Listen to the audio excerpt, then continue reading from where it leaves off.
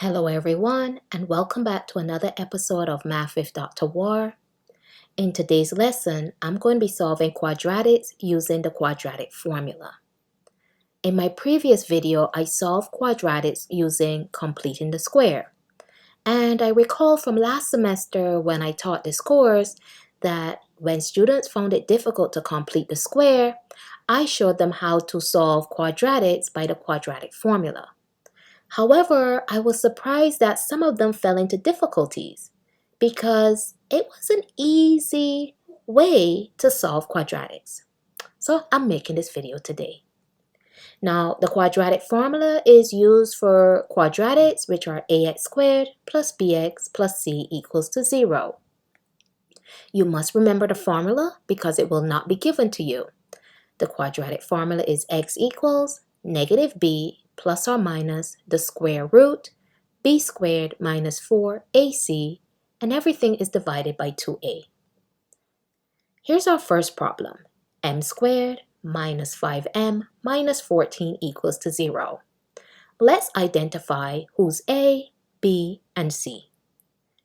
A has a value of 1, b has a value of negative 5, and c has a value of negative 14.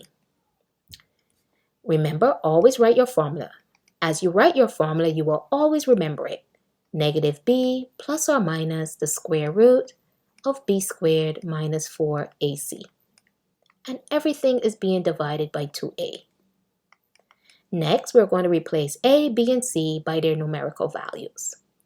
So I have negative, and my b is negative 5. Plus or minus the square root, your b is negative 5 all squared minus 4.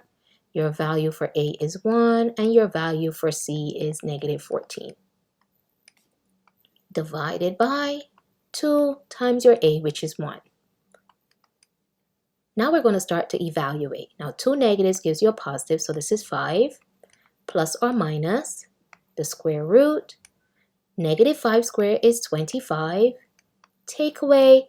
And then if I take 4, multiply by 1, and then multiply by negative 14, I get negative 56. And 2 times 1 is 2. I have 5 plus or minus the square root, 25. Now 2 negatives gives you a positive, 56.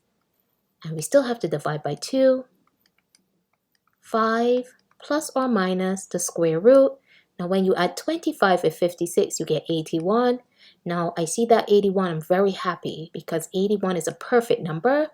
So your value for x is 5 plus or minus the square root of 81 is 9, and you're divided by 2. So your values for x it's either 5 plus 9 divided by 2, which would give me 14 divided by 2.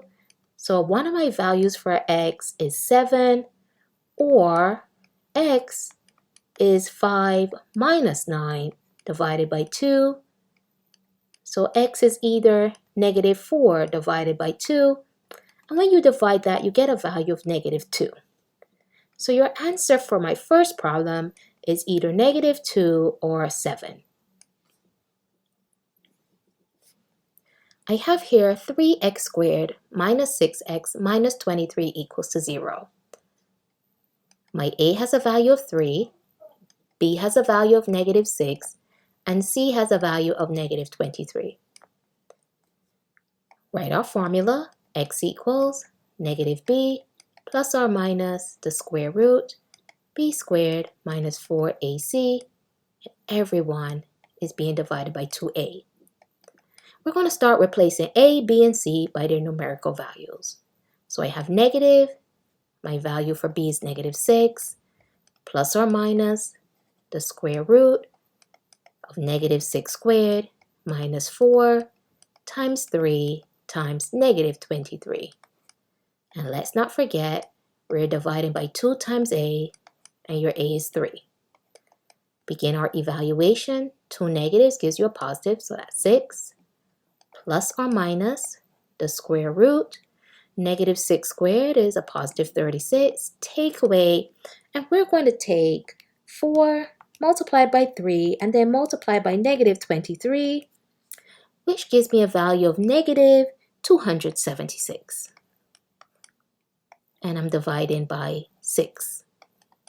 So I would have 6 plus or minus the square root of 36 plus, because again, 2 negatives gives you a positive, and divide by 6.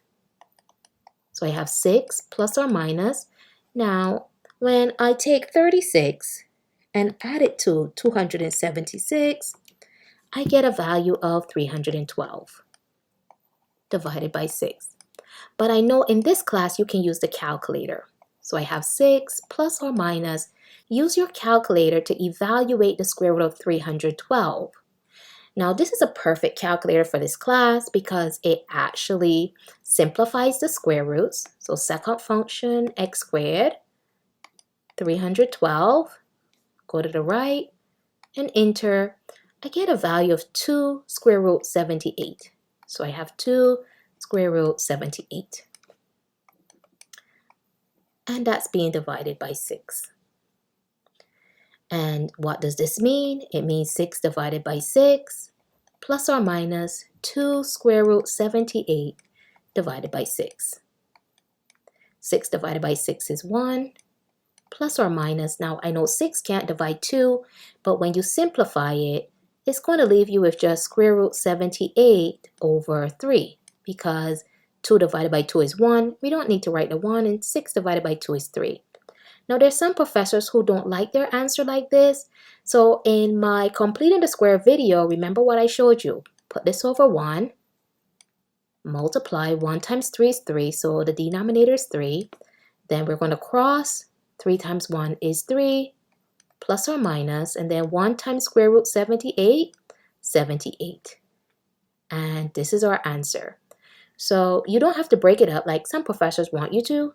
They'll tell you to write your answer as x equals to 3 plus square root 78 over 3, or x equals to 3 minus square root 78 over 3.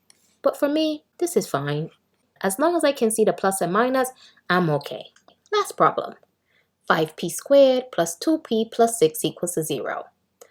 So I know that my a has a value of 5, b has a value of 2, and c has a value of 6.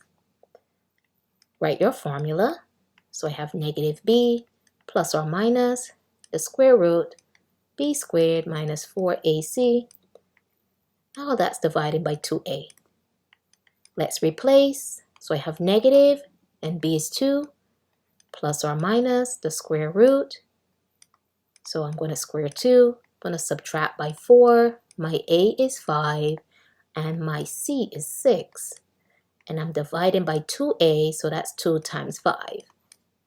Let's start simplifying or evaluating. So I have negative 2 plus or minus the square root. 2 squared is 4. Take away. Now I have 4 times 5 is 20, and times 6, that will be 120. All of that is being divided by 2 times 5 is 10. So I have negative 2 plus or minus the square root. Now I know I can't take 120 from 4, so my answer will be a negative.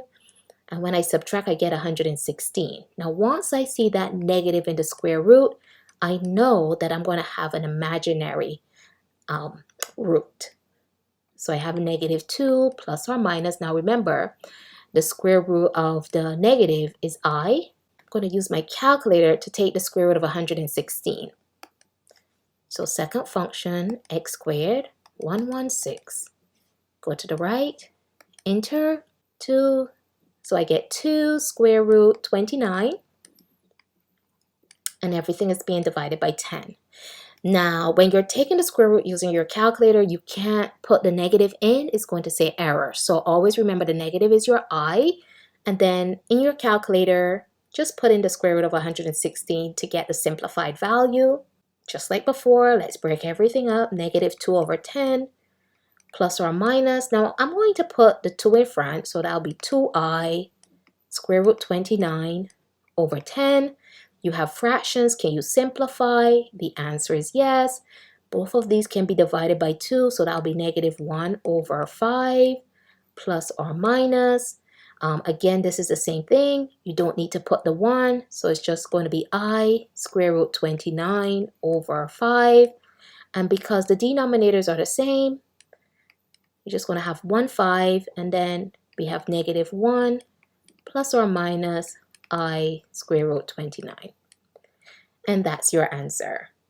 Now, when it comes to solving quadratics, there are 3 rules that I follow when I have to decide what method to use.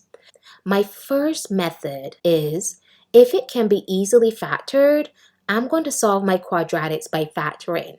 So here I have x squared minus 5x plus 6 equals 0. This can be easily factored. So if I try to factor this, I'm going to have x. Now that's a positive, but the sum is negative, so I'm going to have 2 negatives. I'm looking for a number that when I multiply, I get 6, and when I add, I get 5. The best 2 numbers is 2 and 3. Negative 2 plus negative 3 is negative 5, and negative 2 times negative 3 is positive 6, and that equals to 0. And when you solve this, you're going to get a value for x as 2, or the value for x is 3. So if it can be easily factored, I solve my quadratics by factoring. If my a is 1, so here I have m squared minus 4m plus 10 equals 0. So if my a is 1 and my b is an even number, I would complete the square. So for this problem here, I would choose completing the square. This is not easily factored because to get 10, it's either 2 times 5 or 1 times 10. 1 and 10 as factors, if you add, you get 11. You don't get negative 4. And then if you use 2 and 5, when you add it, you get 7. So you don't get negative 4.